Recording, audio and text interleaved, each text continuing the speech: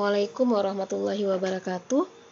Pada kesempatan kali ini kita akan belajar analisis variansi atau biasa disingkat dengan ANAVA.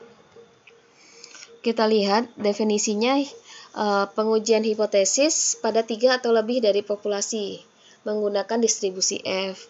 ANAVA ini diperkenalkan oleh Sir Ronald A. Fisher. Asumsi ANAVA itu ada 5. Data berasal dari populasi berjenis data interval atau rasio. Populasi atau sampel yang diuji lebih dari 2 populasi. Populasi yang akan diuji berdistribusi normal. Asumsi kenormalan data. Variansi setiap populasi sampel harus sama atau homogen. Asumsi kehomogenan data. Kelima, pengamatan bebas, sampel dipilih secara acak. ANAVA satu arah dengan ulangan sama dan ANAVA satu arah dengan ulangan tidak sama. ANAVA dua arah akan kita pelajari pada slide berikutnya. Langkah pengujian itu adalah menentukan hipotesis, menentukan taraf signifikansi, menentukan wilayah kritis, menentukan statistik uji, mengambil keputusan dan penarikan kesimpulan. Kita lihat ANAVA satu arah untuk ulangan sama. H0-nya itu adalah mu1 sama dengan mu2 sama dengan mu-K. Rata-rata semua perlakuan sama. H1 minimal ada satu perlakuan yang tidak sama.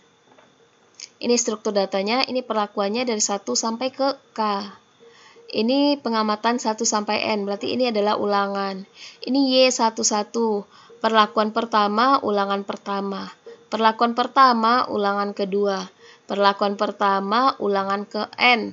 Begitu selanjutnya, perlakuan ke K, ulangan ke N. Ini jumlah T1 titik, berarti jumlah seluruh perlakuan pertama. T2 titik, jumlah seluruh perlakuan kedua. Sampai dengan TK titik, jumlah perlakuan ketiga. Ke K.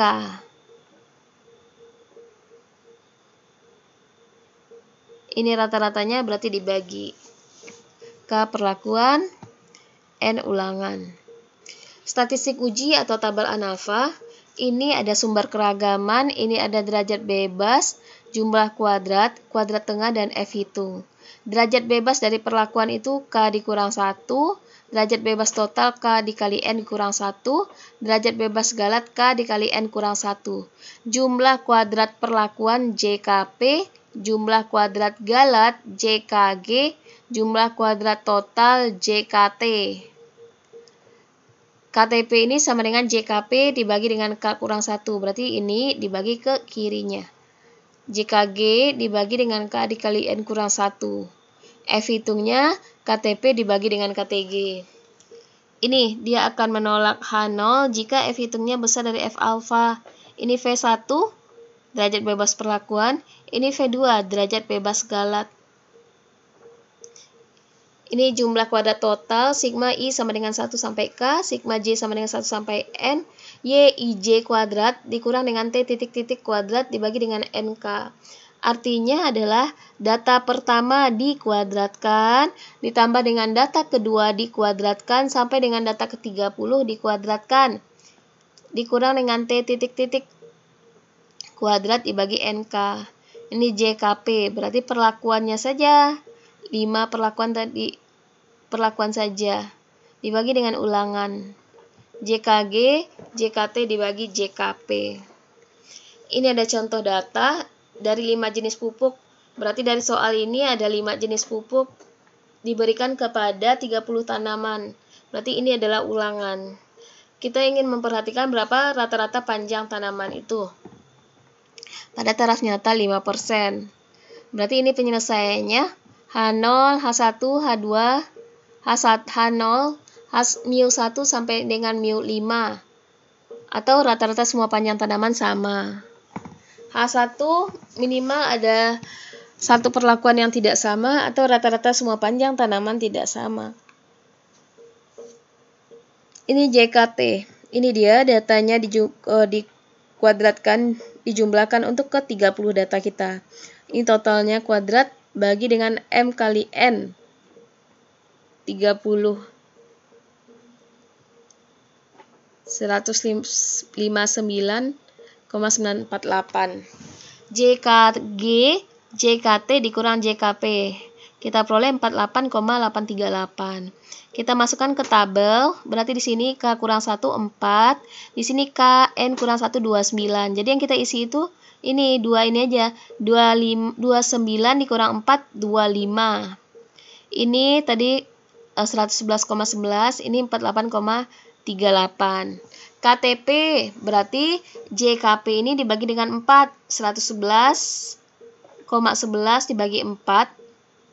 KTG 48,83 dibagi dengan 25.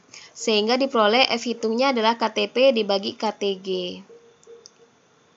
Karena F hitung kita 14,22, tabel kita 2,76, berarti F hitung besar dari F tabel.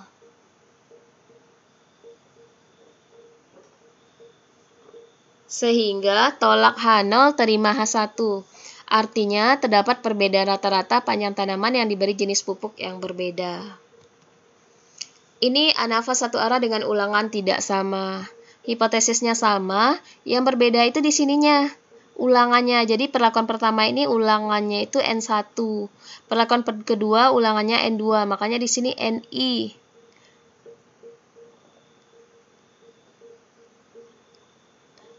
Lalu di sini N itu merupakan jumlah dari masing-masing ulangan ini. Kita lihat contohnya. 4 kelas matematika teknik diberikan kepada 4 orang dosen. Lakukan pengujian hipotesis pada taraf nyata 5%.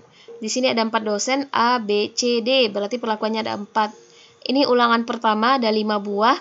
Ulangan kedua ada 6. Ulangan ketiga ada 5. Ulangan keempat ada 4. Berarti ini ulangannya berbeda-beda. H0-nya tetap, berarti rata-rata semua nilai yang diberikan ke 4 dosen sama. Berarti sampai mu 4 karena perlakuan kita sampai 4.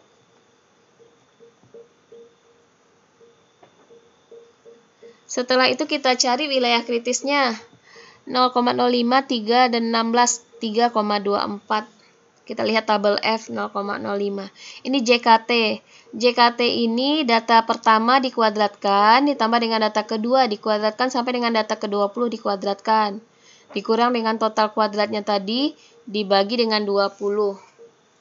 JKP, nah satu lagi, JKP di sini yang berbeda. Ini NI, kenapa? Karena masing-masing perlakuan itu jumlahnya, ulangannya berbeda. Berarti total dari perlakuan pertama dikuadratkan dibagi 5. Total perlakuan pertama dikuadratkan dibagi 6 sampai dengan keempat perlakuannya. Dapat 536,250. JKG-nya 1123,5. Kita masukkan ke dalam tabel ANAFA-nya. Di sini perlakuan kita berarti 4 kurang 1, 3. Di sini 19 kurang 3 sama dengan 6. Ini kuadrat tengahnya dibagi 3. 178,75. Ini juga dibagi 3.